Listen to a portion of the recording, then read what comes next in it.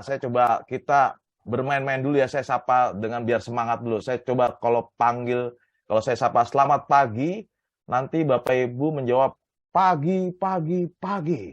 3 kali selamat pagi. Oke? Siap? Oke. Selamat pagi. Pagi. Baru 60% udah pada sarapan belum ini, Bapak Ibu? Udah, Pak. Udah, oke, diulang lagi biar 100%. Selamat pagi. Pagi.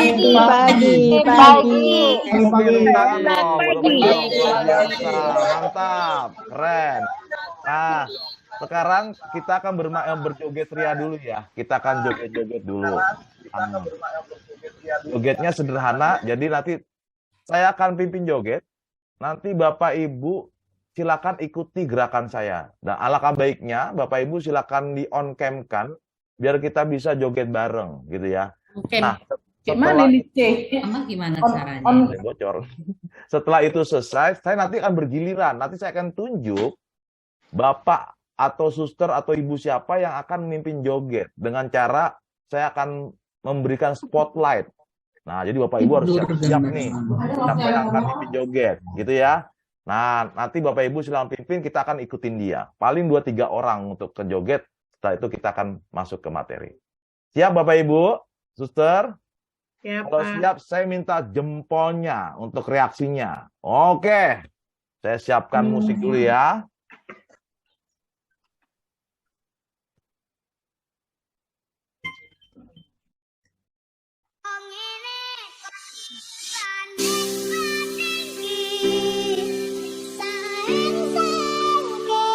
Sudah terdengar suaranya tadi lagunya?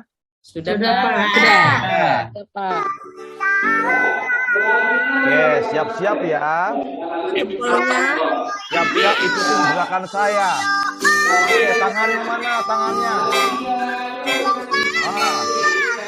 Oke.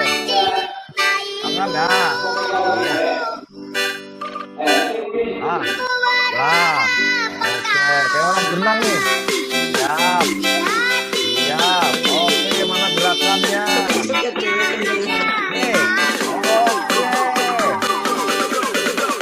Siap. Cepat. Sekarang ke kiri. Iya. Tengah lagi. Yang nobar silakan ikut yang kanan. Oke. Nah, siap-siap ya. Siap-siap. Ya. Silakan pimpin joget. Silakan ibu pimpin joget. Ayo, Bu Anengtias. Mana jogetnya? Silakan. Ya. Bapak Ibu berdiri semua ya. Oh, berdiri. Tangannya di atas. Iya, luar biasa. Mantap. Ya. Bagus tuh. Semuanya digoyang ya, Siap-siap nih. Bapak Ibu. Siap-siap. Terima kasih Ibu ya. Iya, berikutnya dari SMS. Ya. Iya. Palanya digoyang-goyang sama tangannya.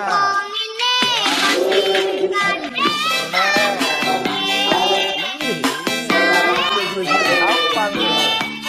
Luar biasa nih. Terima kasih Utara. Terima kasih, mantap. Hari siapa nih? Muter guys. Halo, muter-muter. Gulung-gulung. Melet kali Pak. Main kali Pak.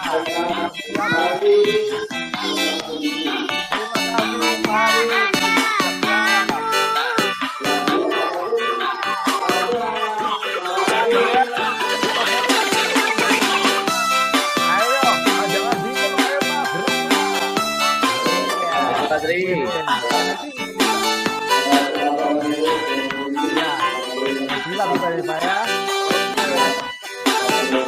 Oke, tepuk tangan buat teman-teman dong. Luar biasa.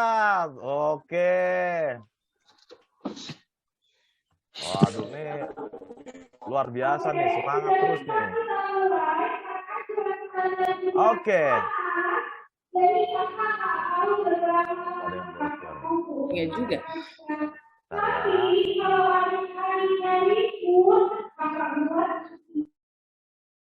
Oke. Bentar ya.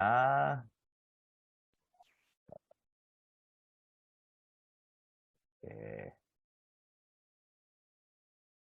Baik, tadi udah senang-senang ya teman-teman atau Bapak Ibu sekalian, kita sudah ya minimum sudah kita menggerakkan badan-badan kita sehingga kita nggak tegang gitu kan. Ya, Nah, Pak. sekarang sebelum saya masuk ke narasumbernya, saya memperkenalkan diri dulu. Saya izin sharing ya, sebentar ya. Dan memperkenalkan diri saya, kemudian saya akan memperkenalkan Pak Markus.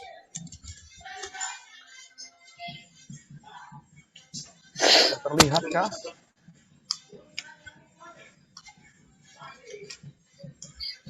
Belum ya? Belum. Sudah sekarang. Sudah. Nah, jadi selamat datang Bapak Ibu semuanya dan suster dan pastor atau romo. Saya akan coba perkenalkan diri. Nah, nama saya Yohanes Agung. Saya kebetulan saya punya lembaga pelatihan yang namanya growing.id dan sebagai direktur juga di sana. Nah, kebetulan saya puji Tuhan diminta kerjasama dengan Kemendikbudristek menjadi instruktur selama 2 tahun ini, terutama dalam Merdeka Belajar ini sebagai spesialis coaching. Jadi Bapak Ibu yang menjadi KPP atau guru penggerak biasanya ada instruktur coaching tuh. Nah, saya coba untuk saya membantu di sana. Kemudian saya aktif di Komisi Pendidikan Keuskupan Agung Jakarta dari tahun 2021 sampai sekarang. Nah, sertifikasi kurang lebih tentang coaching dan juga fasilitator utama.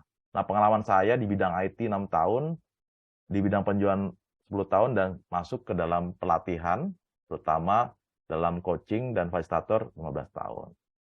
Nah, kemudian pertanyaannya spesialisnya Pak Agung apa nih? Nah, saya kebetulan spesialis saya tuh masuk lebih fokus ke coaching dan pelatihan parenting khusus remaja. Jadi kalau namanya parenting kan luas, tapi saya memang spesialis untuk masuk ke segmen anak remaja, sehingga saya coba bantu mereka terutama dalam orang tua, dalam pendampingan dalam anak remaja. Nah, ini juga bisa dipakai buat para guru-guru yang khususnya untuk membantu anak remaja yang SMP dan SMA. Kurang begitu.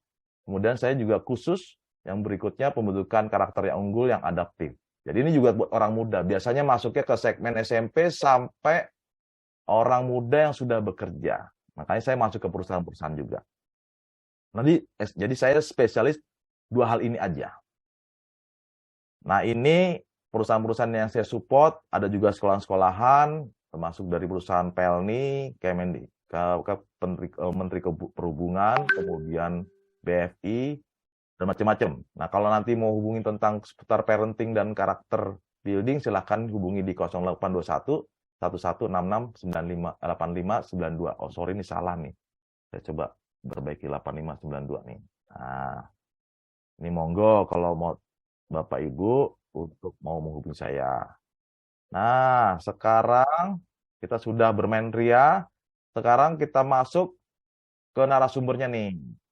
Nah, ini partner saya, kita berkolaborasi. Kebetulan kami sudah melakukan support tentang pendidikan, yaitu di sekolah-sekolah juga. Nah, Pak Markus ini memang spesialis untuk lebih ke edukasi, jadi lebih masuk ke para sekolah-sekolah. Nah, sekolahnya seperti apa aja?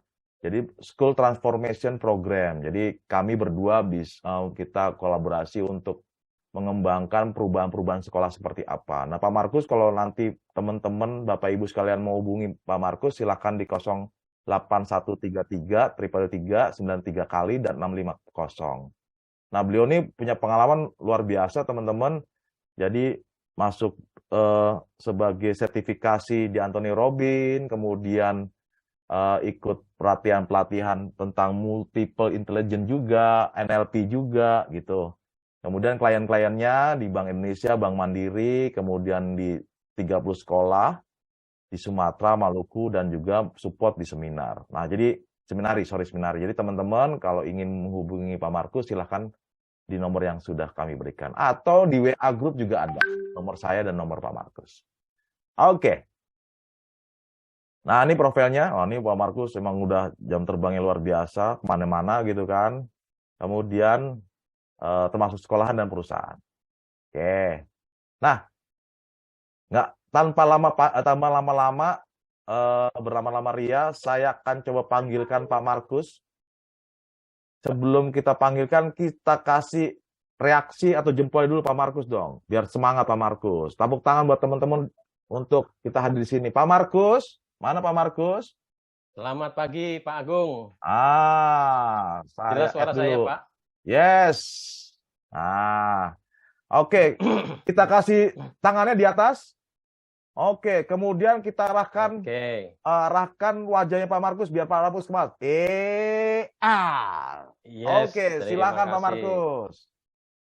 Baik, terima kasih Pak Agung. Pak Agung ini ya luar biasa ya, partner kami sudah cukup lama ya. Di bidang pendidikan tentunya Pak Agung punya pengalaman dan juga parenting.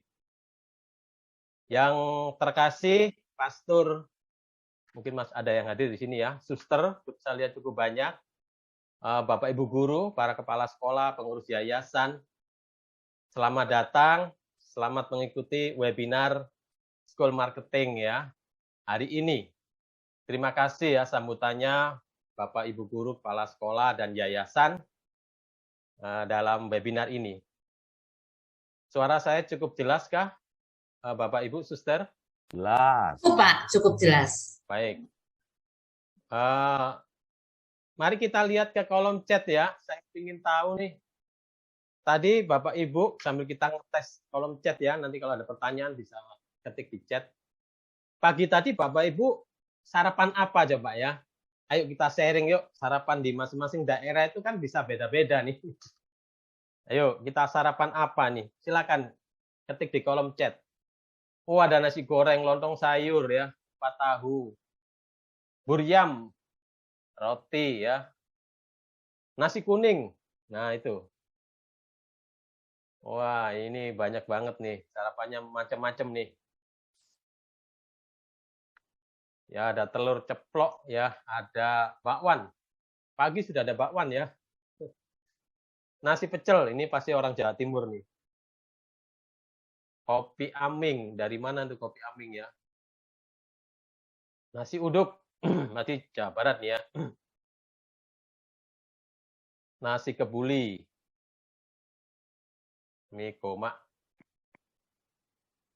Oke ya, terima kasih banyak respon Bapak Ibu ya. Kita akan, karena ini waktunya terbatas nih.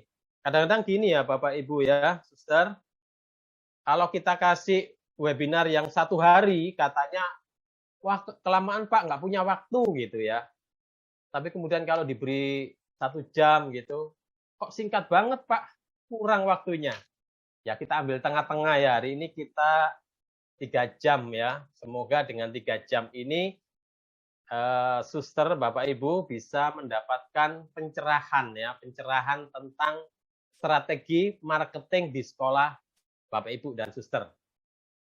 Baik, ya pengantarnya kita cukup. Sambil nanti jalan, saya akan cerita tentang diri saya ya. Saya di bidang pendidikan ini lebih dari 10 tahun di sekolah-sekolah ya. Pada sebelum pandemi sudah kita mulai. Banyak sekolah yang kita dampingi, terutama di daerah Jawa Timur. Teman-teman juga dari sekolah-sekolah yang hari ini mungkin hadir ya. Selamat datang, selamat jumpa kembali. Kemudian setelah pandemi ya, mengalami pandemi Bapak Ibu, semua elemen ya, semua bidang itu terkena ya Bapak Ibu ya. Sekolah juga harus PJJ dan bisnis dan lain, termasuk di bidang training Bapak Ibu. Termasuk di bidang training kami juga biasanya outbound karakter building ya kan, langsung berjumpa ternyata tidak ada training. Akhirnya kami mulai mencari cara. Ya kita harus bisa adaptasi Bapak Ibu, termasuk di sekolah ya. Mencari cara bagaimana nih supaya bisa training. Akhirnya kami pelajari dalam bidang training via virtual yaitu Zoom. Akhirnya kami membuat topik-topik yang bisa dilakukan secara virtual. Salah satunya adalah School Transformation Program. dan salah satunya ini bagian dari program itu ya. Hari ini School Marketing. Baik, itu pengantar dari saya ya, Bapak Ibu, Suster. Izinkan saya share slide screen ya, Bapak Ibu. Sudah terlihat kah, Pak Agung, teman-teman? Ampun, Pak. Sudah, Pak. Oke. Coba saya maximize.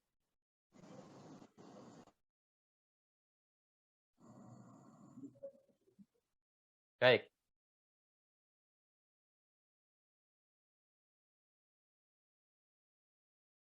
Kenapa kami memilih topik ini ya? School marketing atau marketing sekolah, memasarkan jasa pendidikan. Karena dari pengalaman kami ke beberapa sekolah, itu ternyata problemnya kurang lebih sama, mengalami penurunan jumlah siswa. Baik itu sekolah yang baru maupun sekolah yang sudah lama, sudah 30 tahun. Tapi ternyata mengalami banyak sekali penurunan. Ya ada banyak faktor ya, Suster, Bapak Ibu, faktor penurunannya bisa jadi internal, bisa jadi eksternal. Nah, hari ini kita akan membahas itu mengapa sekolah mengalami penurunan siswa. Kemudian yang kedua, Pak, bagaimana Pak supaya sekolah kami dipandang lagi, dipercaya kembali dan mengalami kenaikan ya, mengalami siswa yang kembali banyak. Makanya nomor 2 adalah strategi marketing sekolah untuk PPDB. Kemudian yang lebih detail lagi nanti yang ketiga, kami berbagi tentang jurus-jurus promosi sekolah. Tentunya tidak bisa membahas begitu banyak Bapak Ibu Suster, tapi paling tidak memberikan trigger bahwa ada banyak cara ya di era digital ini, cara-cara yang tidak tradisional lagi, tapi cara-cara digital yang membuat sekolah kita lebih dikenal, lebih dipercaya, dan lebih diminati. Baik, kita mulai ya, Suster, Bapak Ibu. Yang pertama, sumber referensi dari webinar hari ini adalah dari marketing tentunya 10, 20, 30 ya, 40 sampai 50 ya, 5.0. Nah, ini memang dasarnya ya, jadi kami memberikan satu dasar yang secara benar ya, bagaimana memarketingkan secara efisien dan efektif. Kemudian kita lihat lagi sekarang ya, fenomena. Ini hanya cuplikan ya, Suster, Bapak Ibu ya, cuplikan fenomena yang terjadi di sekitar kita di beberapa daerah. Pasti juga tiap daerah berbeda-beda ya, berbeda-beda. Ini adalah satu contoh SMA dan SMK Prisma Serang dan daerah Banten. Ini dulunya nih sekolah rintisan sekolah standar nasional. Siswanya cukup banyak di tahun 2000-an, tapi sekarang perlahan sepi dan akhirnya kurang peminat membuat yayasan harus menutup sekolah ini. Nah, ini kelanjutan beritanya. 30 tahun berkiprah di dunia pendidikan, SMA dan SMK Prisma tutup ya. Nah, ini contoh satu sekolah lagi di Padang. Ada nggak yang di Padang ya, Sumatera dan sekitarnya? Ada beberapa sekolah juga sama ya, daya tampungnya besar, tapi peminatnya yang berkurang. Kalau di sini penyebabnya bisa jadi ya karena situasi dan karena juga kalah persaingan. Kemudian ada lagi sekolah di Pangkal Pinang. Pangkal Pinang menyoroti minat pendaftar pada sekolah menengah swasta di kota Pangkal Pinang. Nah, ini negeri minded ya, artinya banyak orang tua yang pingin anaknya di sekolah negeri. Ya, bisa banyak ya alternatifnya atau penyebabnya karena negeri sudah free ya, Pak bayar, dan kedua juga banggaan orang tua bisa jadi. Kemudian di sini juga ada di daerah Jambi. Daerah Jambi juga hal yang sama, mengalami kekurangan siswa. Ini negeri mandat, sekolah swasta di Depok menjerit. Ada yang terpaksa tutup. Nah, Bapak Ibu pasti juga banyak ya kalau kita searching ya. Ini kan saya dapat searching dari internet. Kalau kita searching lebih jauh lagi, akan kita menemukan penyebab-penyebab kenapa sekolah ini sepi peminat. Tapi nanti kita akan bahas walaupun tidak begitu dalam, tapi kita lihat lagi ya, coba ini. Sukabumi. Ini masih seputaran Jawa ya, dekat dengan Jakarta, area Jawa Barat, tapi juga seperti tidak ada kehidupan. Oke, nah Bapak Ibu, inilah penyebabnya yang kami rangkum. Penyebab internal, ya internal yang pertama itu kualitas swasta kalah dengan negeri. Ya, dari sisi kualitas bukan dari sisi biaya, dari sisi kualitas dulu. Kalah dengan negeri. Ya, bisa jadi negeri dananya unlimited, setiap tahun bisa minta mengajukan anggaran ke pemerintah. Sehingga gurunya mau pelatihan, mau mengupdate training, dan juga model pembelajaran yang membutuhkan biaya seperti digital, semua bisa terpenuhi. Tapi sekolah swasta ada budget yang limited ya, tergantung dari yayasan masing-masing. Kemudian yang kedua, biaya mahal. Ini jelas ya, sejak sekolah negeri biayanya gratis, maka sekolah swasta yang dulunya bagus dan terpilih menjadi dianggap mahal karena biaya. Ini menjadi problem. Nanti akan kita bahas Bapak Ibu, bagaimana cara mengatasi biaya mahal. Kemudian yang ketiga adalah fasilitas yang terbatas. Ya karena memang faktor tadi ya, faktor anggaran yang terbatas juga berarti menyangkut ke fasilitas. Jadi kalau fasilitas yang dulunya bagus, ya akan tetap bagus. Tapi fasilitas yang contoh misalkan ya, diperlukan laboratorium komputer karena komputer itu kan ada masa kadaluarsanya Bapak Ibu. Jadi kalau sudah lewat 4 tahun, 5 tahun, maka harus di-upgrade. Nah, sementara sekolah swasta tidak mampu mengupgrade fasilitas komputer yang mahal. Kalau punya 30 komputer, upgrade-nya berapa puluhan juta ya. Oke, sekolah swasta identik dengan sekolah buangan. Maksudnya sekolah buangan ini adalah jika sekolah itu menerima siswa di detik-detik setelah ini ya, setelah sekolah negeri, pendaftaran sekolah negeri selesai, baru kemudian masuk ke sekolah Bapak Ibu, Suster, maka bisa jadi sekolah kita menjadi pilihan yang kesekian, bukan pilihan utama. Ya, atau saking banyaknya yang limpahan dari sekolah negeri yang tidak diterima, akhirnya sekolah itu disebut sekolah buangan ya, karena di situ anak-anak yang bermasalah, anak yang ya dalam arti nilainya kurang mencukupi untuk masuk negeri, masuk di sekolah buangan ini. Kemudian kurangnya promosi sekolah. Di era sekarang beda dengan era dulu Bapak Ibu ya, Sister. Kalau era dulu mereka akan ingin tahu sekolah, mereka akan datang ke sekolah itu mengunjungi ya. Kemudian tanya ke family, ke teman, ke tetangga. Tapi sekarang eranya adalah era digital. Jadi customer kita, notabene orang tua itu tidak perlu mengunjungi sekolah kita. Mereka akan ngelihat di internet, ngelihat di media sosial, sekolah mana yang terbaik di kotanya. Kalau di situ yang muncul sekolah Bapak Ibu, Suster, maka sekolah Bapak Ibu akan dilirik. Tapi kalau tidak muncul, kalau sekolah kita tidak mendigitalkan, ya, tidak punya website, admin akun medsos juga tidak aktif, maka tidak sempat dibaca oleh para orang tua ini. Sehingga promosi kita kurang. Ini namanya kurangnya promosi sekolah. Apalagi kita tidak punya program promosi yang menyeluruh ya, yang lengkap. Nah, kemudian eksternalnya, coba. Sekarang kita lihat eksternalnya, sekolah negeri tambah rombel dan kuota. Ini juga yang dikeluhkan banyak sekolah ya Bapak Ibu ya, terutama kota-kota yang kecil ya, seperti di Pasuruan atau kota kecamatan misalkan ya. Di Sumatera kan banyak kota-kota yang kecamatan ya, Sidikalang, Parsoburan, Kota Bata, atau lagi. Ya, banyak hal yang sangat berpengaruh saat negeri itu tambah paralel kelas, tambah ruangan, atau tambah kuota, ataupun sekolah negeri yang baru. Otomatis banyak orang tua yang pindah ke sana, tidak jadi ke sekolah kita. Sekolah negeri tingkatkan fasilitas, ini juga kan pengaruh juga. Kenapa? Karena orang tua juga ngelihat kalau fasilitasnya lebih lengkap, negeri kenapa harus pilih swasta. Orang tua yang semula pilih sekolah Katolik itu dulu punya nama ya.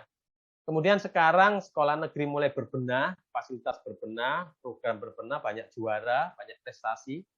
Maka orang tua yang dulunya Katolik ataupun Muslim yang care terhadap pendidikan swasta, sekarang melirik negeri. yang terlihat bagus. Kemudian image negeri mandate ini juga berpengaruh. Terutama orang tua yang menganggap bahwa sekolah negeri adalah sekolah yang top ya. Termasuk orang tua saya juga, karena itu saya dulu SMA di SMA negeri ya, karena memang orang tua menyarankan ke sana. Baik, kondisi ekonomi dan pandemi ini juga berpengaruh. Yang sebelumnya sekolah memilih sekolah yang kualitasnya bagus, bayar berapa mahal dikit nggak apa-apa daripada anak saya di sekolah negeri. Ternyata karena kondisi ekonomi, maka realistis orang tua ini untuk melirik sekolah negeri. Kemudian kebijakan dinas pendidikan, ya. Kebijakan dinas misalkan melarang satu kelas melebihi dari batas kuota, ya. Padahal sekolah-sekolah swasta itu dulunya punya ruangan yang gede, tapi harus diisi hanya 28 siswa. Misalkan dulunya 40. Ini contoh kebijakan dinas dan banyak lagi kebijakan yang lain yang kurang menguntungkan ini maksudnya ya. Jadi itu Bapak Ibu ya, penyebab internal dan eksternal. Pasti Bapak Ibu punya juga mungkin penyebab yang lain, nanti kita case by case ya, kita akan bahas. Nah, bagaimana kondisi sekolah suster Bapak Ibu saat ini? Ayo kita survei. Bapak Ibu, suster kita survei yuk. Silakan masukkan di kolom chat. Kalau favorit, ya favorit itu sekolah yang menjadi pilihan pertama, pilihan utama. Walaupun ada negeri di kota Anda, orang tua ini akan pilih sekolah favorit. Seperti sekolah-sekolah kalau di Jakarta, apa Pak Agung favoritnya Pak? Mungkin Sanur ya, Pak Agung ya? Ya, CC, Tere juga CC, Tere. Kanisius, apalagi Rakanita. Tabur. Kalau di Surabaya itu Sindui, Frateran, Santa Maria, itu mungkin favorit ya. Oke, Bapak Ibu silakan nomor 2-nya nanti Mandiri ya. Mandiri itu follower ya, jadi di bawahnya favorit. Kalau favorit enggak kena ya, biayanya tinggi, oke lah yang nomor 2. Ya, nomor 2. Kemudian yang nomor 3 berjuang ya. Berjuang artinya kadang-kadang siswanya lebih, kadang siswanya kurang. Jadi masih berjuang. Berjuang untuk impas ya, dalam arti ya untunglah sedikit ya profit, tapi paling tidak sekolah ini terus eksis, berjuang. Kemudian minus ini seperti masuk di ICU Bapak Ibu. Jadi sekolah ini sakit, fasilitasnya kurang, gurunya kurang, lalu apa namanya ya semuanya serba minim dan siswanya juga kurang. Silakan Bapak Ibu, kita akan lihat di kolom chat nomor berapa menurut Bapak Ibu, sekolah Bapak Ibu. Saya akan kembali ke sini ya. Saya akan lihat chat, kebanyakan nomor berapa, Pak Agung? Bisa dicek Pak Agung. Rata-rata nomor 2, 3. Iya. Ada yang 1 Pak? 1 ada, 1. Cuma Itu. 1. Ya oke. Dari 2, 3 ya, 2, 3. Purwakarta tuh. Ya. Sudarso. Ibu Anastasia Hartini dari sekolah mana Ibu? Ada yang 4 juga Pak. Wah ini ya. Nah, tantangannya ya. Begitu luar ya di biasa daerah loh. ini. Ini luar biasa nih kejujuran 3, Bapak Ibu 4, udah suster ya. nih, keren nih. Ya, 1 Santa Maria Bandung, 1 SMP Serapin ya. Agustinus Bandung, ada lagi 3. SMP Santa Teresia nomor 1, Iya. favorit. Talenta ya termasuk nomor 1. Talenta nomor 2. Wah, banyak rata-rata 2 dan 3 nih, Pak. 2 dan 3 ya. 4 ada nih, 4 juga ada. Cuman lebih banyak 2 dan 3. 4 nih mesti harus intens nih. Iya. Mari kita lanjut ya. Jadi di masing-masing ini Pak Agung, masing-masing nomor itu akan beda treatment-nya Pak Agung ya. Beda treatment. Ya. Kita akan lanjutkan lagi yang nih.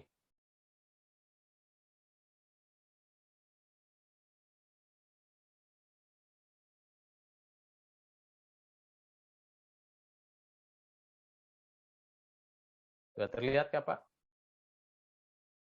Sudah.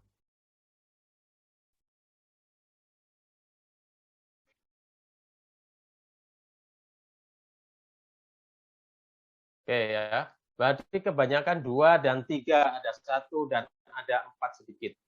Nah, dari pengamatan kami dan interaksi kami dengan sekolah-sekolah di berbagai kota, akhirnya kami merumuskan dalam bentuk school transformation program ya. Jadi kalau school transformation atau transformasi sekolah, Mas Menteri kita itu juga punya yang namanya transformasi pendidikan. Begitu Pak Agung ya?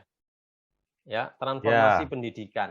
Terutama transformasi pembelajaran, yaitu pembenahan kurikulum, ya kurikulum merdeka, dan training para guru. Tapi menurut kami, pengamatan kami di lapangan, ternyata untuk sekolah swasta itu tidak cukup, Bapak Ibu ya, Suster ya, tidak cukup ya. Kenapa? Karena sekolah swasta itu dituntut untuk mandiri, betul nggak? Ya, dituntut mandiri karena jumlah siswa itu adalah nyawa. Kalau jumlah siswa tidak diperhatikan, sementara itu mengalami penurunan terus-menerus, tidak tahu solusinya, maka sekolah ini akan mengalami kemunduran, lama-lama bisa kekurangan siswa, bahkan tutup. Sehingga kami memiliki 6 batu besar, 6 batu besar untuk mengalami transformasi sekolah, Suster Bapak Ibu. Yang pertama yaitu, ini sebetulnya tidak urutan ya, jadi kebetulan ini yang pertama, marketing dan branding. Kami memberi poin ini tinggi karena memang ini nyawa dari sekolah Anda. Jadi kita sama aja kita punya bisnis, kalau kita membuat produk bisa, tapi tidak bisa menjual, maka produk kita nggak akan dikenal, nggak akan dibeli oleh customer kita, dan kita nggak ada profit. Demikian juga dengan sekolah kita. Ya. Kalau kita tidak tahu cara memarketingkan sekolah, memarketingkan jasa pendidikan ini, mempromosikan, maka karena di era digital ini tingkat perubahannya sangat tinggi, ya sangat cepat. Maka kita akan ketinggalan, Bapak Ibu. Sehingga ini nomor 1, marketing dan branding. Kemudian yang nomor 2 adalah school leader atau pemimpin sekolah. Karena eranya sekarang adalah era di mana perubahan itu begitu cepat. Tiba-tiba kita harus masuk dunia digital. Tiba-tiba kita ada pandemi. Tiba-tiba kita mengalami sesuatu yang perubahannya kita nggak tahu, tidak tahu pasti. Maka dibutuhkan pemimpin, ya pemimpin di sini yang tanggap dan mudah adaptasi dan pandai mengambil kebijakan dalam waktu cepat. Berani mengambil resiko. Itu memang berbeda dengan pola pemimpin sebelumnya ya. Berbeda. Nah, disinilah school leader terutama. Karena keberlangsungan sekolah itu sekarang tergantung dari kepala sekolah. Kalau kepala sekolahnya kualitasnya bagus, bagus di dalam arti bisa membawa, mewujudkan visi misi itu menjadi nyata dan bisa mendriver ke para guru dan timnya, membawa menuju ke visi misi tadi, maka sekolah itu bisa berkembang dan besar. Tergantung dari pemimpinnya. Kemudian teacher, transformasi di bidang pengajarnya. Pengajarnya ini di sini adalah eranya ada era abad 21. Nah, otomatis kan tuntutannya beda. Tuntutan anak-anak ini nantinya karirnya berbeda.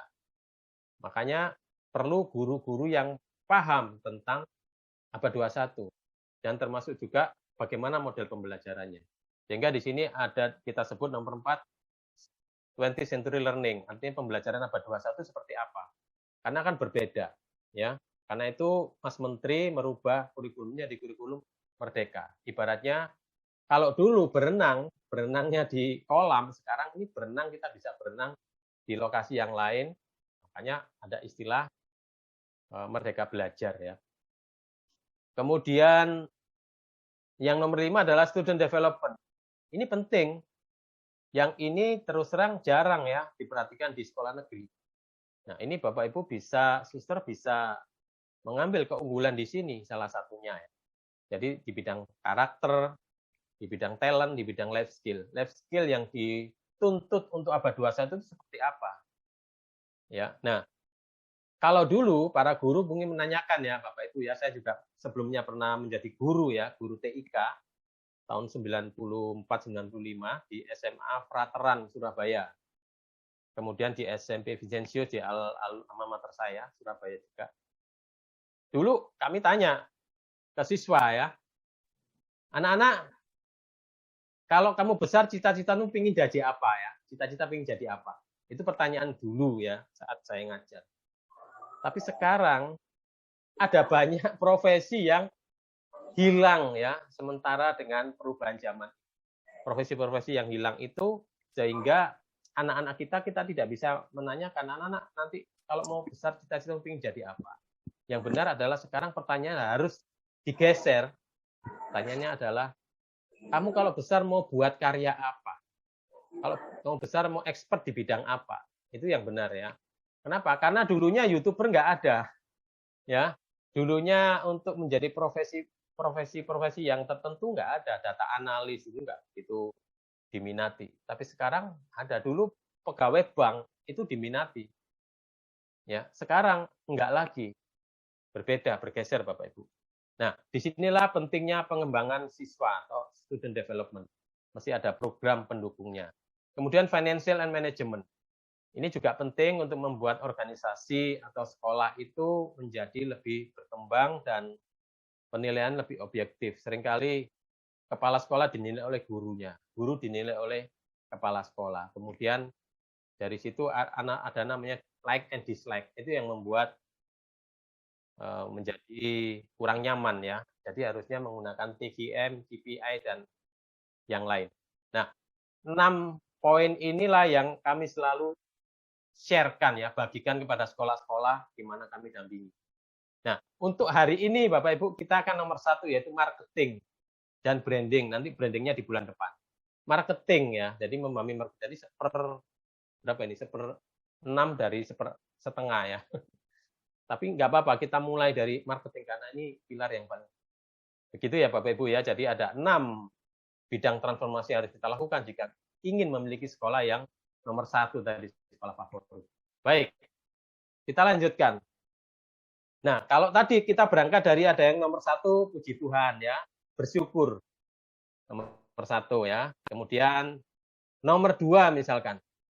Bagi yang nomor 2, ini ada peluang ya, jika memang ingin memiliki sekolah yang menuju ke nomor 1, mesti ada hal yang mesti dilakukan transformasi.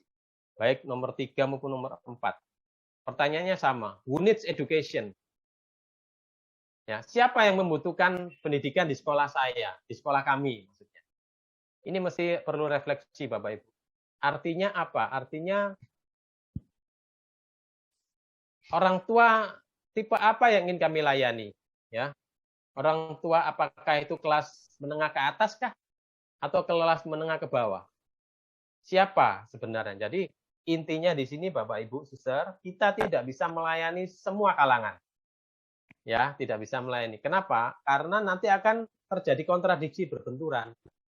Kalau kita ngomong, ya Pak, semuanya kami terima. Benar. Tapi kalau misalkan kita melayani kalangan yang menengah ke bawah, maka itu akan sensitif dengan harga.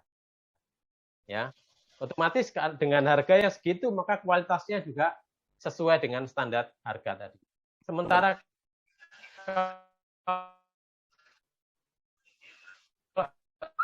yang menengah ke atas, nggak apa-apa Suster, yang penting anak agak mahal, nggak apa-apa Suster. Tapi yang menengah ke bawah, protes. Nah, itu kan nggak bisa ketemu nanti. Makanya mesti mengambil segmen ya. Kita menyebutnya kalau di marketing itu segmen ya. Pilihan customer mana, orang tua mana yang mau kita layani. Menengah ke atas, menengahnya berapa persen, atasnya berapa persen. Menengah ke bawah, ya jangan bawa semua Bapak Ibu. Kalau bawa semua, maka akan kesulitan nanti ya beberapa hal. Tapi ada menengahnya juga. Ya, jadi ada perpaduan. Kemudian yang kedua, jika Bapak Ibu Suster sudah menemukan segmen sekolah saya itu menengah dan cenderung ke bawah, Pak. Oke, ya kita tandai. Kalau kami dilihat dari fasilitas sudah menengah ke atas, Pak. Sekolah kami sudah favorit. Oke, silakan centang ya. Dan yang kedua adalah how big is your market? Seberapa besar market Bapak Ibu Suster di kota Anda? Ya, Artinya apa? Mesti nanti melihat kalau kami yang menengah ke atas ternyata jumlahnya sekian, Pak. Ya, jumlahnya sekian. Nah, bagaimana saya bisa masuk di segmen itu? Sama juga yang menengah ke bawah jumlahnya besar, Pak, tapi dimakan oleh sekolah negeri. Karena kebanyakan suster Bapak Ibu yang masuk ke sekolah negeri itu adalah yang menengah ke bawah jauh lebih banyak. Kalau menengah ke atas masih ada pilihan. Cari sekolah yang bagus, kalau pas di kota itu negerinya bagus, ngambil negeri. Kalau di situ memang swastanya lebih bagus, yang ngambil swasta. Karena dia punya kekuatan daya beli. Ya. Nah, dua pertanyaan ini Bapak Ibu sebagai refleksi. Seberapa besar pasar di tempat saya? Karena ada beberapa suster, beberapa pastor di yayasan itu yang mengatakan, Pak Markus, berapapun siswanya, nggak peduli, yang penting sekolah kami tidak boleh tutup. Jadi ada siswa yang terbatas, tetap jalan. Tapi saya mengingatkan juga, kalau gitu, pastor, sekolah ini perlu operasi, guru perlu dibayar. Ada nggak sumbangan dari donatur atau sponsor atau dari yayasan kuat nggak mensubsidi? Itu pertanyaannya ya, karena sekolah itu harus terus berlangsung. Jadi saya dari kacamata organisasi untuk terus bertumbuh dan baik. Ini contoh ya, tadi yang dua hal pertanyaan tadi, saya mengambil contoh. Ini hanya contoh ya, Pak Ibu. Kebetulan saya pernah mendampingi di SMA Ignatius Medan. Jadi saya hanya mengambil contoh yang pernah saya dampingi. Nah, ini SMA Ignatius Medan dulu waktu kita dampingi membreakdown semua siswanya mempersentase. Ini contoh SMP Katolik Kota Medan 50%. Dari SMP negeri di luar Medan 19%, dari SMP Katolik di luar Medan. Ini berarti apa? Negeri mau masuk swasta, berarti sekolah ini cukup favorit. Kenapa? Karena biasanya anak yang negeri akan masuk di negeri juga, tapi ternyata mau memilih sekolah swasta. Nah, kita lihat lagi, dari SMP, dari sumber SMP Katoliknya, itu akan banyak. Ternyata SMP Ignatius itu 75%. Ini sekolah feedernya ya, jadi SMP Ignatius 75%. Jadi dia persentasenya lebih dari 50%. Jadi Bapak Ibu kalau punya sekolah yang TK, SD, SMP, SMA, itu minimal harus 50-75%. Kalau siswa yang SMP-nya ada, SMA-nya ada, dan SMP-nya masuk ke SMA cuma kurang dari separuh, berarti perlu dipertanyakan mutu dari sekolah di atasnya ya, di SMA. Ternyata ini sudah diakui SMA-nya bagus. Kemudian di breakdown satu-satu nih SMP. Ini ya, bisa kita baca ya di data. Kemudian, kenapa kok perlu data ini Bapak Ibu? Ini adalah gunanya untuk meriset. Sehingga saat kita tahu, maka kita melakukan kerjasamanya itu jelas. Marketingnya itu jelas ke sekolah-sekolah feeder yang akan kita tuju.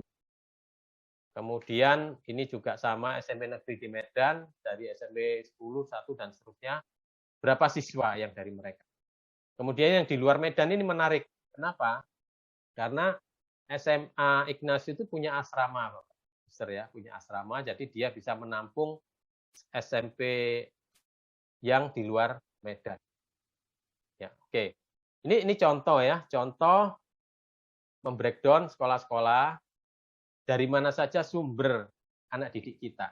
Ini penting Bapak Ibu, nantinya Bapak Ibu suster bisa membreakdown sumbernya dari mana saja, dan disitulah kita akan melakukan marketing secara tertarget. Ya.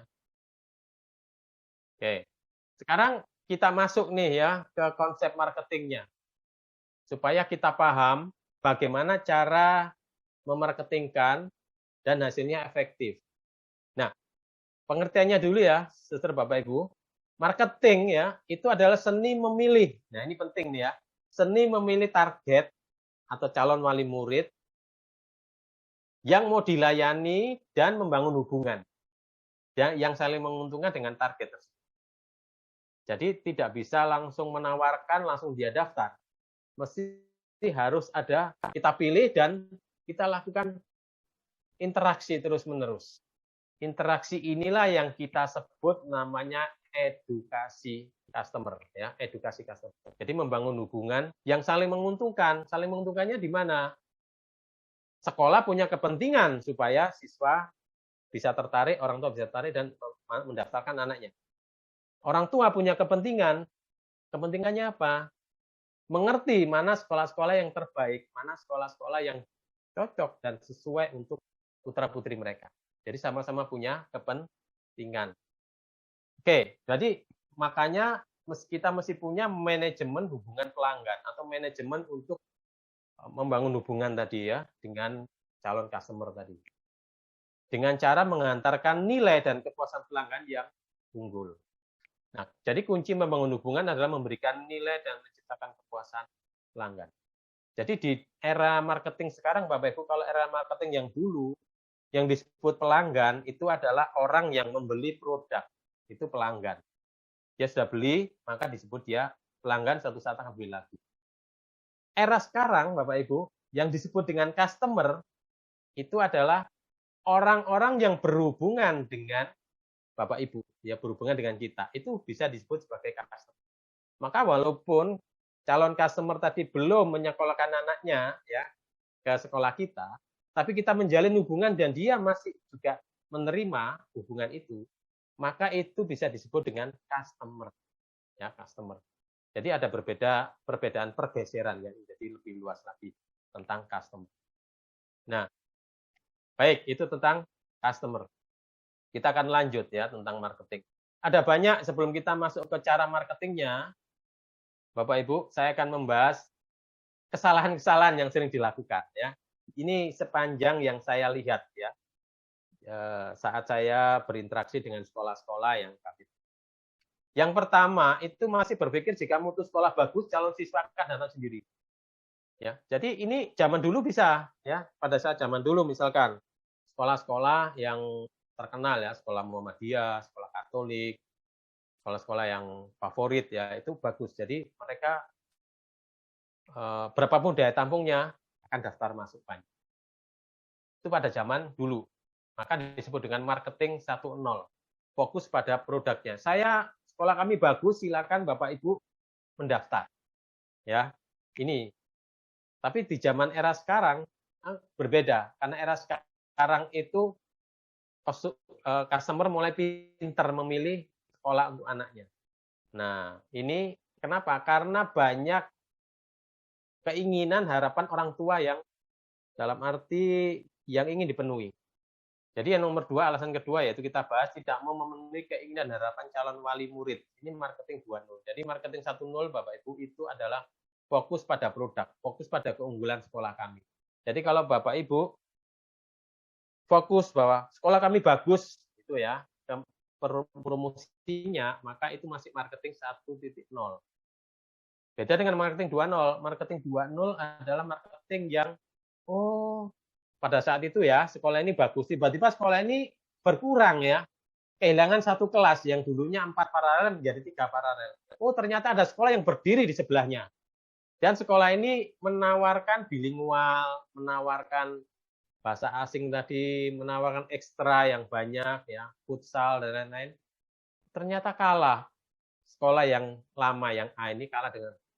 Nah, kemudian si A ini mencari tahu apa sih keinginannya orang tua, harapannya pinginnya di sekolah, anaknya ke sekolah itu apa harapannya? Ternyata dipelajari. Karakternya ternyata. Pingin berprestasi. Akhirnya ini memperbaiki satu strategi, kualitasnya, akhirnya diminati lagi. Disinilah marketing 2.0. Jadi kalau kita tidak bisa memenuhi keinginan dan harapan wali murid, maka kita akan gagal. Sekolah kita akan tidak diminati. Pak, tapi kan kami punya visi misi. Misalkan ya, ada yang jawab begitu ya. Kami kan punya visi misi, dan kami menjalankan sesuai misi-misi kami. Iya benar Bapak Ibu. Jadi untuk itulah penting peran dari kepala sekolah ya. Peran dari kepala sekolah adalah mewujudkan visi misi, menjabarkan, dan mencari target orang tua mana yang bisa memenuhi visi misi ini. Ya, orang tua mana kira-kira? Orang tua yang mana? Yang stratanya sarjana kah? Yang radiusnya berapa kilometer kah? Yang tingkat pendapatannya berapa? Yang menengah atau yang atas, yang bawah? Nanti akan ketemu antara visi misi dengan keinginan wali murid. Sehingga terpenuhi marketing 2.0. Nah, kalau marketing yang berikutnya adalah tidak mengikuti tren perilaku customer. Ya, marketing 3.0 itu, suster, Bapak Ibu, itu beda. Kalau yang pertama tadi fokus pada produk, kalau yang kedua fokus pada keinginan pelanggan. Ya, yang ketiga adalah fokus pada perilaku customer yang ingin emosionalnya dipenuhi. Dia ingin bangga, dia ingin punya prestis, punya gaya hidup. Sehingga saat sekolah-sekolah seperti Sekolah Pelita Harapan, Sekolah Ciputra, Sekolah Bakri berdiri, Sekolah Internasional, itu langsung diminati. Biaya masuknya 60 juta ya, bisa jadi uang sekolahnya 4,5 juta yang Ciputra Surabaya itu. Itu ada berebut pada masuk, karena di situ kan ada kurikulum internasional. Ya. Nah, kenapa? Karena tren perilaku customer di sini ya. Trennya pingin bangga. Jadi memenuhi emosionalnya. Ini marketing 3.0. Jadi bisa kita lihat Bapak Ibu, kalau sekolah kita tidak ada yang bisa dibanggakan, maka customer-customer yang ingin bangga terhadap sekolah anaknya nggak masuk di sini. Ya. Nanti akan kita lihat perilaku customer macam apa ya yang di era digital ini supaya kita bisa memenuhi. Baik, yang keempat, tidak menggunakan media digital secara maksimal. Artinya marketing 4.0 ini adalah marketing transformasi dari tradisional menuju digital. Sehingga kenapa virtual background kita, ya di belakang itu kan tertulis kan digital marketing, yang kanannya tradisional marketing. Itu sebagai trigger Bapak Ibu bahwa kita masuk di era marketing 4.0. Kalau kita menggunakan cara-cara lama, cara-cara offline, kunjungan ke sekolah, kemudian presentasi, menghubungi kepala sekolahnya, menghubungi guru BK-nya, lalu masuk ke komunitas, sementara kita kurang memperhatikan marketing secara online atau digital. Maka kita customer, setiap hari customer pegangnya HP, Bapak Ibu, Suster. Mereka kalau mau cari sekolah, mereka akan cari di sini, di HP ini ya. Mereka akan cari. Nah, kalau kita tidak menggunakan media digital, maka orang tua kesulitan mengakses, mengenali sekolah Anda. Ya, itu yang pertama. Yang kedua, kita juga kesulitan mengakses orang tua. Kalau secara langsung, agak ada keterbatasan. Begitu secara digital, ada kelebihan. Contoh sekarang ya, sekarang ini kan yang ikut webinar, yang terdaftar, itu 500 lebih ya, Suster Bapak Ibu ya. Tanpa harus bertemu dengan saya, bertemu dengan Pak Agung, harus daftar, enggak. Semuanya lewat digital. Dan saya tidak banyak promosi, cuman masuk ke grup-grup dan banyak respon. Nah, seperti itulah Bapak Ibu cara digital. Bahkan beberapa teman-teman mohon maaf tidak bisa masuk karena melebihi 500, sehingga kami mengadakan lagi di sesi yang di batch yang kedua. Nah, ini contoh-contoh menggunakan sarana digital. Oke. Yang kelima, ya kesalahan yang kelima, masih berpikir mencari siswa baru bukan menjadi magnet. Nah, lihat lagi virtual background-nya Bapak Ibu ya.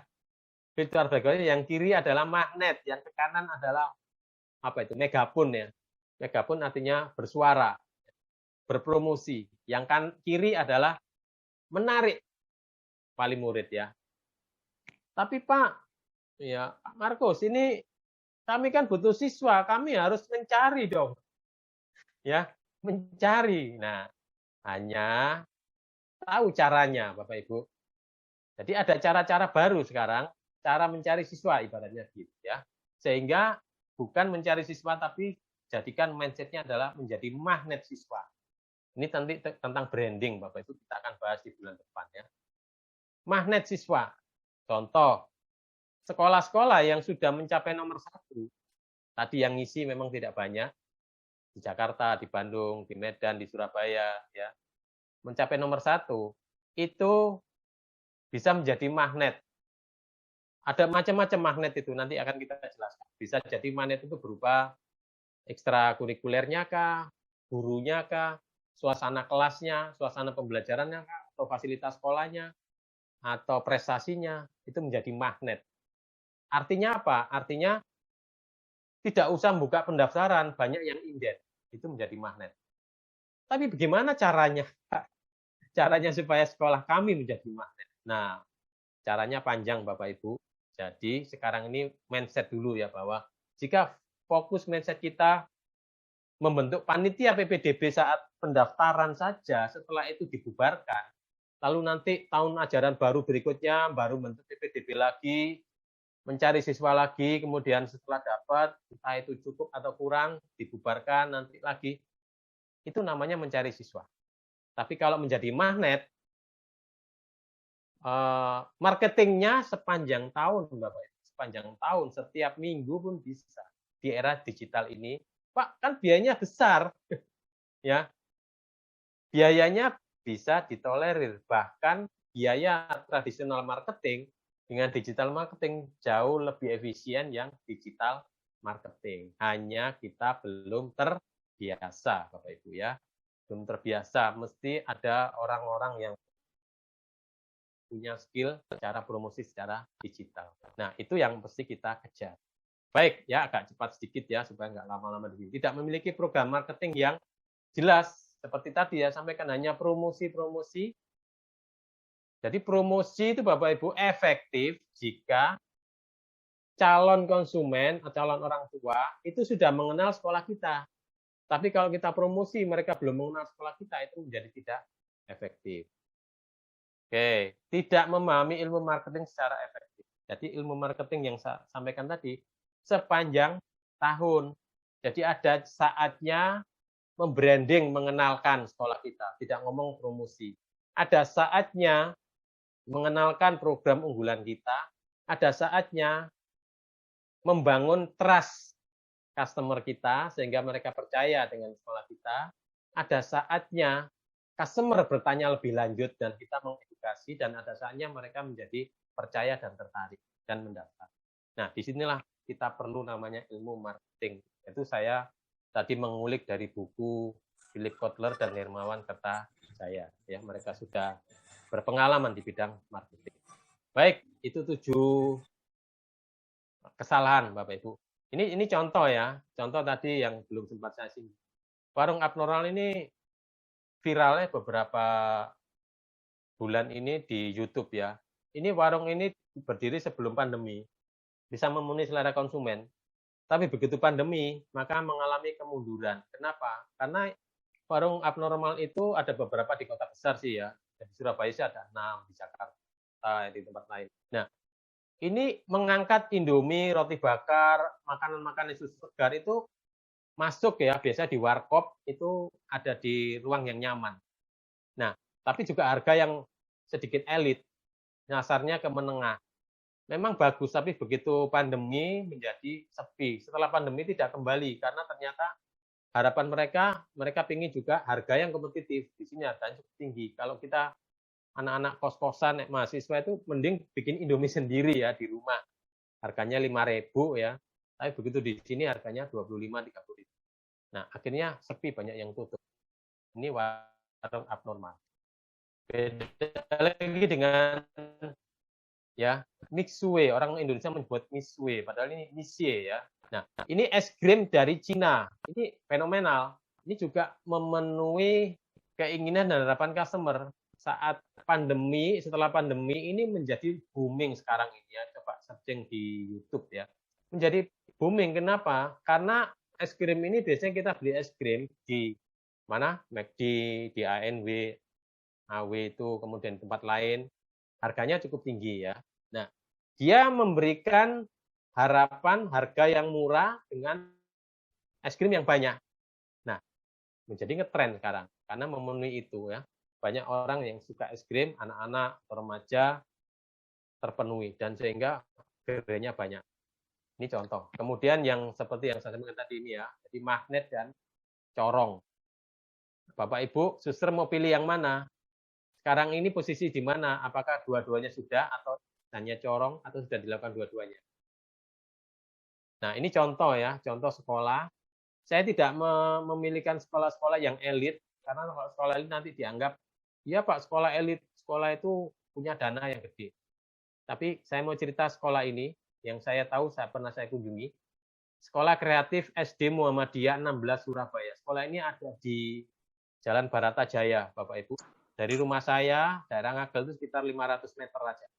Sekolah ini Bapak Ibu kecil, tapi pandai mengemas. Sehingga mengemas keunggulan menjadi sekolah kreatif. Ya, sekolah kreatif. 10 tahun yang lalu ini ya, sekolah kreatif. Yang dulunya itu anak-anak orang tua mau nyekolah ke sini aja berat. Sampai diberi beasiswa mau sekolah di sini. Sekarang ya, bukan sekarang, 5 tahun yang lalu, 5 tahun terakhir ini, itu sudah inden Bapak Ibu. Anak kelas 5 sudah inden. Pak, nanti, Bu, nanti anak saya sekolah di sini tolong dicatat. Mereka bayar DP Bapak Ibu. Yang dulunya cuma bayar 3 juta, 4 juta. Sekarang bayarnya, kalau coba lihat ya, di searching coba sekarang di Google, sekolahkreatif.com. Nah, di situ nanti akan nampak berapa biaya sekolahnya. Nanti kita lihat ya. Sudah berkali-kali lipat. Siswanya juga banyak. Tahu nggak Bapak Ibu, sekolahnya ini pinggir kali Bapak Ibu, pinggir kali. Ada sungai besar. Dan pintunya itu lewat rumah penduduk. Tapi sekolah ini luar biasa cara mengemas. Itu yang saya maksud ya. Jadi Bapak Ibu, suster jangan kecil hati dengan lingkungan, dengan sarana yang terbatas. Kalau Bapak Ibu, suster pandai mengemas, pandai menjadikan sekolah unggulan yang sesuai harapan dan kebutuhan orang tua, maka sekolah Bapak Ibu akan dipercaya dan menjadi pilihan pertama. Ya. Oke, ini contoh perilaku customer ya, tidak saya bahas cukup lama, bisa dibaca saja ya. Jadi sangat tergantung dari pendapat orang lain, ya. Lewat medsos, lebih nyaman berinteraksi, lebih mudah teralih oleh viral, membandingkan mutu dari internet, ya, mencari searching. Jadi kalau sekolah kita nggak ada di internet, maka sekolah kita nggak dikenali dong ya, dan tidak menjadi pilihan pertama karena tidak dikenal berarti tidak dipercaya, nanti dipertanyakan. Utamakan kemudahan pemesanan dan pembayaran, terutama tidak harus mereka kunjungan, bisa daftar, bisa transfer, bisa beli formulir pakai GoPay misalkan, ya, menyukai personalifikasi dan tidak mau tertinggal sesuatu dari tren. Ini contoh beliau customer di era digital. Nah, kita akan ngomong tentang strategi, Bapak Ibu. Strategi marketing sekolah itu seperti apa? Karena berbeda. Jadi, saya kebetulan di era pandemi,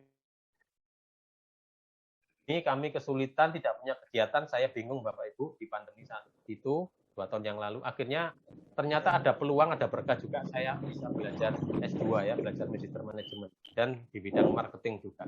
Sehingga saya melihat ternyata pandemi memberi berkah buat saya. Saya bisa belajar lagi. Nah, ternyata marketing perusahaan dengan marketing sekolah itu berbeda, Bapak.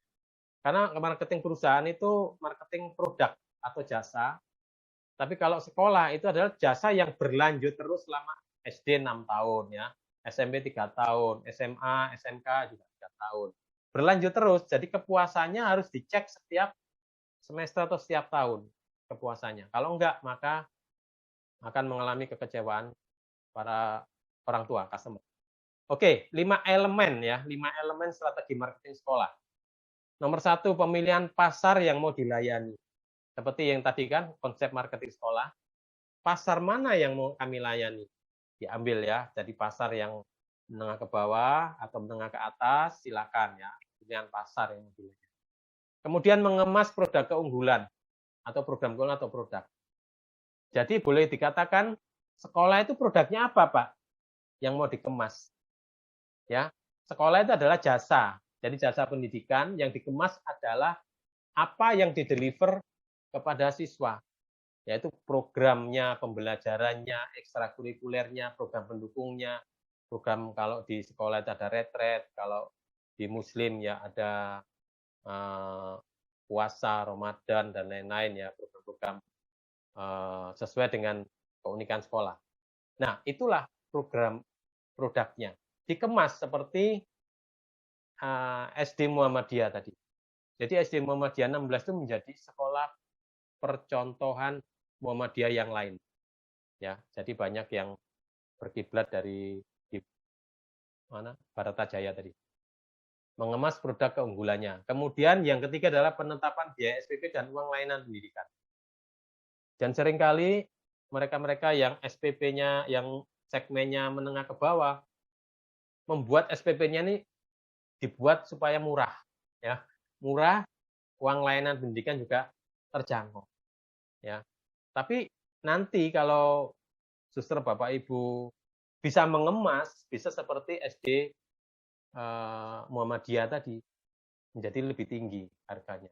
Jadi SPP itu Bapak Ibu ada 3 cara penerapan SPP ya. Jadi sebetulnya banyak, tapi intinya kalau di sekolah saya lihat ada 3 aja yang gampang ya. Gampangannya based on cost, artinya berdasarkan biaya yang ada operasional, gaji guru, fasilitas, bayar listrik dan lain-lain, kemudian dibagi dengan jumlah siswa ketemunya SPP-nya. Saya SPP-nya 500, 800, itu sudah termasuk ada profit yang dialokasikan untuk pengembangan sekolah, ya. Oke, itu based on cost, itu ya, based on cost-nya, berdasarkan biaya-biaya. Kemudian yang kedua adalah based on kompetitor, karena di kanan kiri ada kompetitor, maka ngelihat dulu SPP kompetitornya berapa, ngelirik berapa ya. Kalau di sini 800, ternyata di sana 1 juta. Ternyata di sana ada yang 700. Bapak Ibu mulai melakukan analisa, kira-kira tepatnya di angka berapa, dinilai berapa sekolah kita, kualitasnya dan lain-lain di mata customer, citranya. Itu juga menentukan. Jadi bisa jadi di atasnya biaya on cost tadi, misalkan on cost-nya 700, bisa jadi 800 SPP-nya karena melihat kompetitornya di atas 1 juta nih ya. Jadi masih dijual 800, 900 masih bisa bersaing. Tapi kalau di atasnya kompetitor, berarti ada keunggulan yang harus bisa mengalahkan kompetitor, sehingga menjadi pilihan. Itulah contoh. Based on kompetitor. Yang ketiga adalah based on demand. Tergantung dari permintaan, Bapak Ibu. Kalau ini sih biasanya sekolah-sekolah yang nomor 1, ya, nomor 1. Kalau tadi bisa nomor 2 ya. Ini sekolah yang pilihan nomor 1 sekolah favorit, itu bisa based on demand. Tergantung dari pendaftarnya. Kalau pendaftarnya banyak, maka bisa ditetapkan SPP-nya, uang gedungnya sesuka-suka yayasan dan kepala sekolahnya. Bahkan ada di SMA yang kami kenal di Surabaya, Sindui misalnya. Itu gelombang pertama, gelombang kerjasama. Ada standarnya uangnya. Misalkan 40 juta, 50 uang gedung. Kemudian gelombang kedua juga lebih tinggi. Nanti gelombang ketiga adalah sistem modelnya kayak, Bapak Ibu berani bayar berapa? Ada dana berapa? Kami punya limit hanya 40 siswa. Mereka akan tawar-tawaran, bahkan mereka berani kasih cek terbuka. Ada juga karena saya pernah mengajar di tadi ya SMA Saperan ini juga seperti itu ya, yang saya tahu. Nah, itulah based on demand, tergantung dari permintaan. Semakin banyak permintaan orang tua yang percaya, maka orang tua bayar berapapun akan bersedia, ya. Begitu Bapak Ibu ya penetapan biaya SPP. Kemudian yang keempat adalah distribusi channel. Artinya orang itu mau mengakses kita itu harus mudah. Kalau dulu harus datang ke sekolahnya, harus tanya, harus kita kasih brosur dan lain-lain. Tapi kalau sekarang secara digital lebih mudah. Jadi makanya kita harus punya secara digital supaya orang tua bisa mengakses dari HP-nya informasi dari sekolah-sekolah unggulan kita ya. Contoh misalkan punya website itu mahal Pak. Sekarang ada kok website yang terjangkau, bahkan ada yang gratis ya. mysca.com, .id, ada Google Site, itu free ya, tinggal bagaimana cara mengisinya. Kemudian mudah diakses ya, artinya media sosial bisa juga mudah diakses. Lalu komunikasi pemasaran, yaitu mudah mengakses customer. Nah, ini penting Bapak Ibu suster ya. Kita harus punya database-nya ya. Supaya bisa mengakses customer, maka kita harus punya nomor customer kan ya. Nomor HP-nya kah, nomor WA-nya kah, email-nya kah, akun medsos-nya kah, kita mesti punya. Maka kita mesti mengumpulkan database dulu. Nah, nanti ada caranya, marketing sekolahnya, cara mengumpulkan database ada caranya.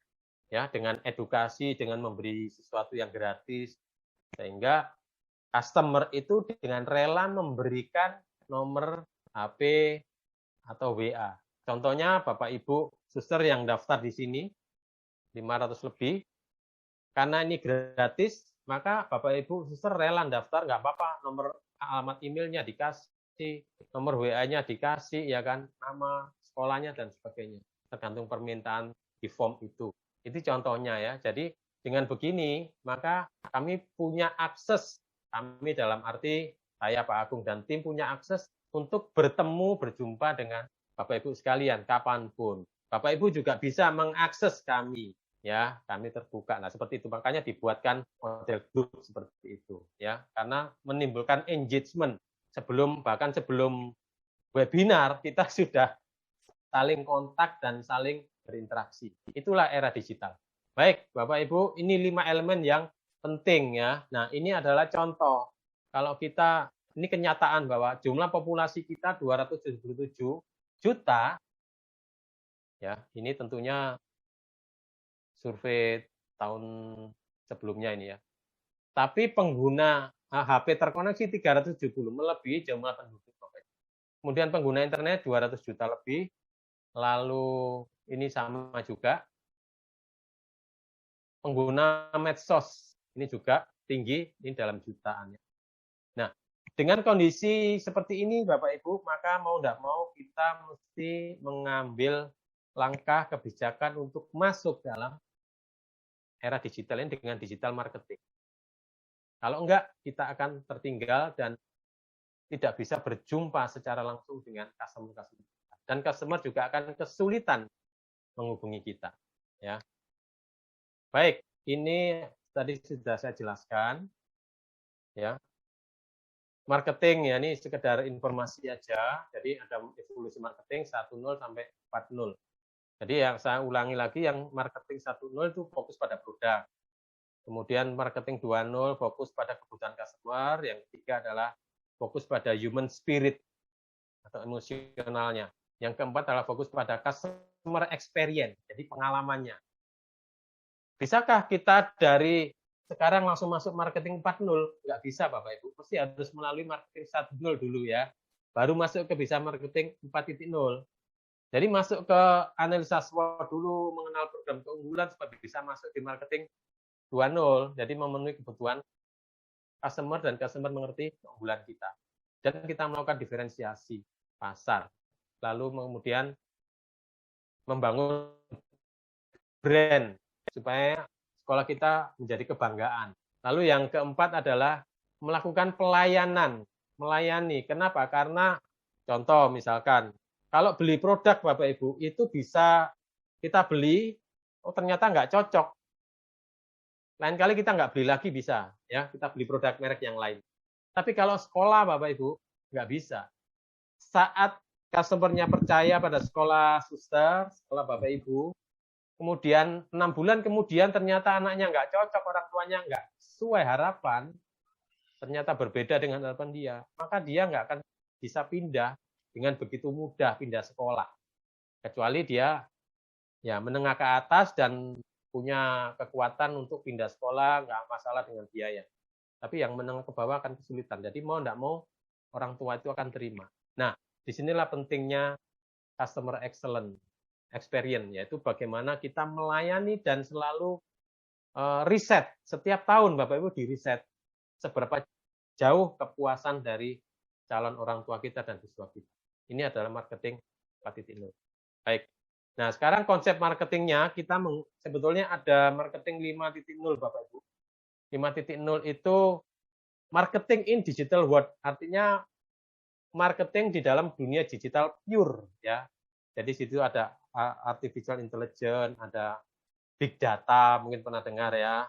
Ada lagi Internet of Things, semuanya dilakukan secara software, secara otomatisasi. Nah, itu kita tidak melakukan marketing seperti itu karena biayanya besar. Yang kedua, butuh tenaga atau keahlian yang khusus. Jadi kita di webinar ini dan mungkin di sekolah kita menggunakan konsep marketing 4.0. Ini sudah powerful ya untuk sekolah kita. Nah, ini ada 5 Bapak Ibu ya, ada 5 konsep marketing 4.0 supaya customer mengalami kepuasan, yang pertama yaitu aware, ya. Aware artinya seberapa jauh customer mengenal, ya, mengenal sekolah Bapak Ibu, suster ya, mengenal sekolah kita. Maka kita melakukan branding. Jadi di branding itu membuat sekolah kita dikenal. Aware, jadi makanya disebut membangun awareness, membangun kesadaran bahwa ternyata sekolah kita eksis. Baru langkah yang kedua, melakukan edukasi supaya sekolah kita menjadi dipercaya, ya, dikenal dan dipercaya sehingga membuat customer tertarik. Kemudian saat customer tertarik tadi, percaya tadi, ternyata dia mau daftar, dia mencari tahu lebih jauh. Programnya apa aja sih, ekstranya apa saja sih, ya, guru-gurunya siapa saja dan sebagainya. Itu mencari tahu. Nah, disitulah penting kita mudah untuk diakses, ya, mudah dibaca, mudah dilihat, mudah dikunjungi oleh customer. Kemudian jika kita bisa memenuhi harapan customer, keingintahuan customer, maka customer itu bisa dipastikan menjatuhkan pilihan, iya atau tidak. Makanya act itu adalah daftar, memutuskan membeli atau daftar. Kemudian di-maintain lagi di yang kelima. Yang kelima advocate, artinya ada kepuasan, ada kebanggaan. Taunya dari mana, Pak? Gampang saja Bapak Ibu ya. Taunya adalah saat customer update status tentang sekolah Bapak Ibu. Update status anaknya bangga di sekolah Anda. Nah, itu adalah advocate. Kemudian anaknya yang temannya menyarankan sekolah di tempat. Tapi ada juga yang tidak advocate. Anakmu sekolah di mana gitu ya.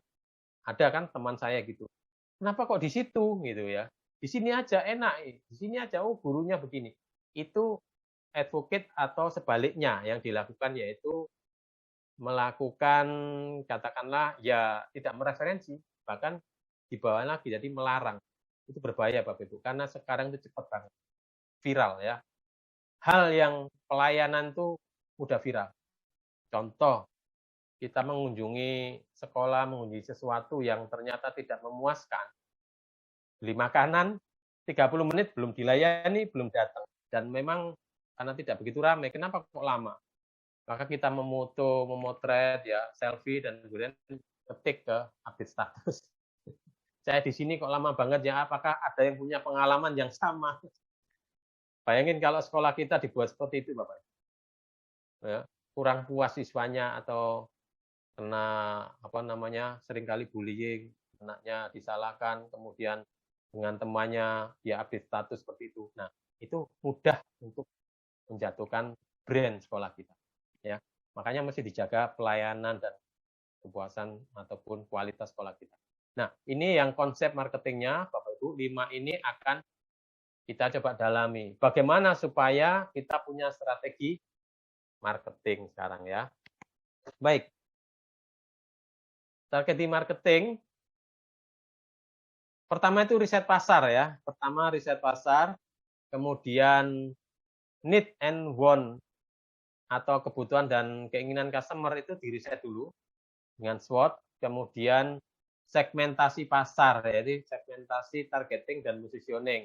Kemudian diferensi produk itu artinya mengemas seperti SD kreatif tadi ya, mengemas produk menjadi menarik, mengemas sekolah kita menjadi unggulan. Lalu kemudian dibuatlah program marketing, program 5A tadi di sini ya, program 5A. Lalu kemudian jurus promosi sekolah. Bagaimana mengkomunikasinya, bagaimana langsung menuju tertarget, bagaimana memfollow up-nya dan lain-lain. Nah, inilah strategi marketing sekolah 4.0. Ini contoh ya, contoh riset pasar. Contoh riset pasar, berapa jauh jarak antara rumah Bapak Ibu dengan sekolah? Ini dalam sebuah kuesioner di Google Form. Ini bisa dibaca Bapak Ibu karena terbatas waktu saya tidak bisa menjelaskan. Tapi kalau nanti mau, Pak, saya ingin yang riset pasar yang lengkap, contoh kuesioner nanti saya akan bagi di grup ya, di grup WhatsApp. Ini contoh setelah dilakukan analisa harapan orang tua saat menyekolahkan anaknya. Nih ya, dia melakukan riset, ini sebuah sekolah SD swasta di Surabaya. Hasil orang tua SD, hasil orang tua TK, hasil orang tua SMP. ini sekolah SD, tapi meriset sumbernya TK, SD muridnya, dan output lulusannya di SMP. Nah, hasilnya adalah ternyata banyak pendidikan karakter, nomor 1, kepemimpinan, dan prestasi akademik. Dan lalu dikategori lagi, karakter seperti apa yang ingin dikembangkan. Ya, ada kejujuran, ada tanggung jawab, ada disiplin, dan seterusnya. Ya, ini contoh. Bapak Ibu Suster bisa menyesuaikan ya, masing-masing sekolah punya core values-nya masing-masing. Nah, ini contoh hasil analisa SMP Katarina Surabaya, ini saya memakai contoh. Mungkin kepala sekolahnya hadir nih ya, yang bisa membantu saya untuk berbagi ya. Jadi di SMP Katarina ini beberapa bulan lalu yang kita dampingi itu menganalisa, kita ajak analisa SWOT, ketemulah kekuatan dan keunikan. Lalu kemudian riset pasar ke customer, ketemulah pendidikan karakter, pembinaan iman, pembelajaran, dan prestasi. Lalu dianalisa kompetitornya, ini saya nggak sebut sekolahnya, saya simbol aja, 3 sekolah ini yang menjadi kompetitornya. Lalu dipelajari, apa keunikan, keunggulan yang bisa mengalahkan 3 sekolah. Lalu jadilah UVP-nya ini. UVP-nya menjadi pembeda, yaitu School of Karakter atau sekolah karakter. Nah, itu contoh ya. Saya ingin menyapa, adakah Ibu Rosa, Kepala SMP Katarina? Mungkin masih mute ya, Pak Agung bisa bantu. Selamat pagi, Pak Markus. Selamat pagi, Bu Rosa. Oh, terima kasih, Bu Rosa.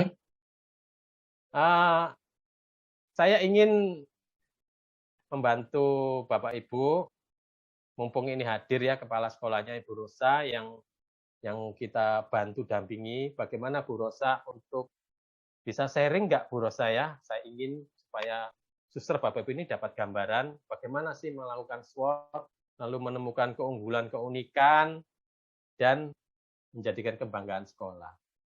Saya beri waktu Bu Rosa untuk sharing. Monggo, silakan. Terima kasih. Selamat pagi, suster, bruder, Bapak, Ibu, guru yang hebat, pelayan dalam pendidikan yang terkasih. Perkenalkan, saya Rosa, saya biasa dipanggil Rosa di sekolah. Saya melayani di SMP Santa Katarina.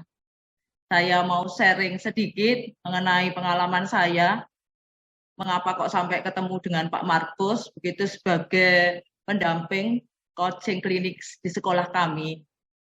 Tahun pertama saya ada di SMP Katarina, saya melihat bahwa sekolah ini, kalau Bapak Ibu tadi memilih mungkin nomor 1, 2, 3, atau 4, sekolah kami ada di nomor 4. Saya bersyukur juga karena yayasan kami membantu kami untuk memperbaiki sarana prasarana yang ada di SMP Santa Katarina tahun pertama. Saya juga sudah mencoba dengan kekuatan sendiri, saya mencoba untuk apa sih yang harus saya lakukan supaya sekolah ini tidak mengalami kemunduran, terutama dalam jumlah siswa kami. Dan saya melihat di Surabaya Pusat itu ada 1-2 sekolah yang mulai hilang dari peredaran, itu Bapak Ibu, dan saya tidak mau juga karena sekolah kami ada di pusat kota, kemudian gedung sekolah kami adalah milik gereja. Maka saya waktu itu sebetulnya mikir, kalau saya mengadakan coaching klinik school, berapa ya biaya yang harus saya keluarkan? Saya sudah menyampaikan tadi, padahal sekolah kami ada di nomor 4 kondisinya. Tapi saya ada malaikat yang mengantarkan Pak Markus kepada sekolah kami. Kami ada coaching klinik school itu dengan Pak Markus, mulai saya ingat itu, saya harus selalu mengingat juga bahwa mulai 20 Agustus 2022 sampai saat ini Pak Markus tetap mendampingi kami. Dari situlah saya mengawalinya. Pak Markus mengajak, yuk kita mulai dengan pendampingan workshop, kemudian pendampingan yang lain sampai saat ini. Jadi di situ kita diajak untuk membuka kembali visi misi kita. Kemudian saya ingat juga analisa SWOT SMP Santa Katarina. Kemudian kita diajak untuk mencari apa sih core value yang ada di SMP Katarina ini. Dari hasil analisa kuesioner dengan orang tua, saya bisa melihat bahwa oh ternyata SMP Santa Katarina ini selama ini tidak dikenal di masyarakat. Jadi mereka tahunya bahwa gedung sekolah kami itu adalah gedung keuskupan. Dari situ saya melihat, baru menyadari bahwa kenapa kok ada penurunan di sekolah kami yang dulunya SMP Santa Katarina itu sekolah yang besar. Kemudian ada penurunan, saya ingat jumlah siswa 2021 itu 129. Kemudian jadi 133, saya masih mengingat, dan saat ini 145. Memang Pak Markus selalu mengajak kita untuk mengevaluasi itu 3 tahun sebelumnya. 3 tahun sebelumnya orang tuanya dari mana saja, pekerjaannya apa saja. Setengahnya kita dipaksa Bapak Ibu untuk mengingat kembali, mengevaluasi kembali agar kita bisa memperjuangkan untuk sekolah ini, apalagi sekolah Katolik, supaya tetap ada di tengah masyarakat. Kemudian setelah analisa SWOT, saya juga diajak untuk melihat seperti yang disampaikan Pak Markus tadi, ada analisa pasar, analisa kompetitor, kemudian kita menemukan UFP, School of Character dari sekolah kami, maka tahun ini sekolah kami, SMP Santa Katarina School of Character, itu diskusi bersama tim kami, saya tidak bekerja sendiri Bapak Ibu, walaupun SDM di sekolah kami sedikit, ternyata Pak Markus bisa mendampingi kami dengan mengelola SDM yang sedikit itu, kita bisa bekerja bersama-sama. Bapak Ibu, saya kalau melihat kemarin di WA grup, saya melihat sebetulnya kesulitan Bapak Ibu sama dengan yang saya alami. Dan saya mendapatkan jawaban dari sini. Kemudian PPDB juga Pak Markus selalu mendampingi, baik marketing kita, branding, kemudian promosi, sampai akhirnya kita juga punya channel YouTube, kemudian website sekolah yang selama ini kita berdiri 1 Januari 68, tapi baru kali ini kita punya website sekolah. Jadi Pak Markus bilang itu penting Bu, kalau tidak ada website sekolah. Bahkan Pak Markus juga membantu kita untuk mendesain websitenya itu Bapak Ibu. Jadi banyak yang saya dapat memang karena beliau tulus mendampingi sekolah kami. Yang saya pikir awalnya, saya gimana ya, sekolah minus, opo iso, gitu. Tapi ya inilah, akhirnya kami mendapatkan banyak, dan yang Pak Markus menyarankan seperti ini, jangan berhenti untuk tetap bergerak. Jadi apapun yang bisa kita lakukan, kita harus tetap bergerak. Seperti festival seni yang baru-baru ini kita laksanakan di Grand City, yang mungkin orang mikirnya sekolah minus, ngadakno festival seni di Grand City. Saya juga tidak mengira bahwa Tuhan itu kalau kita punya tujuan yang baik, pasti banyak yang membantu. Ternyata saya mendapatkan donatur, itu tidak hanya dari orang tua Bapak Ibu, tapi juga dari para alumni, kemudian dari para penerbit. Dan ini sebetulnya salah satu yang Pak Markus mendorong saya, ayo Bu, enggak apa-apa, saya maju mundur, saya harus tetap bergerak. Itu jadi saat ini memang kami tidak dilepas sama Pak Markus, kami masih ada pendampingan sampai saat ini. Bapak Ibu mungkin kalau dipikir-pikir yang lebih semangat itu Pak Markus daripada saya di tengah kesibukan saya sebagai kepala sekolah. Pak Markus kadang, ayo sempatkan waktu, kita harus ketemu dengan marketingnya, dengan teman-teman guru yang lain, kita harus ketemu gitu. Itu sharing saya, Pak Markus, mungkin itu dari saya. Terima kasih, salam sehat untuk Bapak Ibu semua. Bu Rosa, sharingnya luar biasa ya, figur kepala sekolah yang berhati baik dan punya semangat untuk terus maju. Terima kasih Bu Rosa, kasih jempol Bapak Ibu suster. Terima kasih Bapak Ibu, salam sehat selalu. Iya, terima kasih Bu Rosa. Nah, itu contoh Bapak Ibu kenapa sekolah yang biasa pun bisa menjadi maju ya. Karena saya melihat mengajak sekolah ini terada di pusat kota, jadi itu bisa kita lakukan lewat analisa SWOT tadi. Dan puji Tuhan memang para gurunya juga menyambut dengan baik sehingga coachingnya bisa berjalan dengan baik. Awal-awal memang agak berat. Nah, ini sudah jam Pak Agung. Halo, Ya, saatnya break ini Pak. ya, betul Pak. Jadi biar Oke, ngebul palanya. terima kasih Bapak Ibu Suster yang mengikuti dari sesi awal. Saya nggak terasa ya cerita tiba-tiba loh ini sudah di penghujung break ya. Kita break, bukan break ya, tapi istilahnya berhenti sejenak ya dengan Pak Ya, Agung betul Pak. untuk melemaskan badan senam-senam. Monggo supaya kita bisa tetap belajar.